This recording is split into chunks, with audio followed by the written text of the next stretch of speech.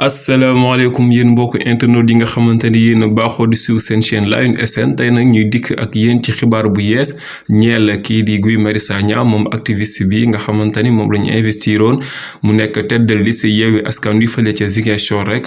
gannaaw ba ñu invalider liste nationale bu Yewwi maanaam bu titulaire ba moom Guy Marius Sagna daal dafa dëgmaloon benn marche fële ca Ziguinchor. marché bi sax préfet ba dafa daal di bañoon rek ne du ko autorisé gannaaw ga ba mbir mi débordé rek la daal di police encadré manifestation boobee waaye nag terewul amoon na ay arrestation ca bés ba ca ëllëg sa nag moom Guy Marius Sagna mu daal di demoon foofee ca poste de police ba ngir rek mën a yóbbul ndekki ñii di manifestant yi nga xamante ni jàpp nañ leen ca mbir moomee ca boobee nag la ko commissaire bi xamal ne ko il est en état d'arrestation pour participation à une marche non autorisée moom Guy Marius Sagna nag mu ne loolu du yoon du dëgg du yoon waaye terewul rek ñu daal di koy jàpp tëj ko foofee mettre ko en garde à vue boobu ba léegi nag waaye tey lañ ñu xamal ne rek moom Guy Marius Sagna dañ ko mujjee déféré moom ak ñi nga xamante ni ñoom la siqaloon manifestation boobu foofee ca Ziguinchor waaye ñu xam ne rek ne boobu ba léegi ñii di jeune Ziguinchor yi ñoom tooguñu benn yoon ñu ngi doon def ay manifestation di jàmbarloo ak ñi policiers yi niki sànq ci suba rek waaye terewul rek ñoom ñu daal di koy déféré foofee ca prison bu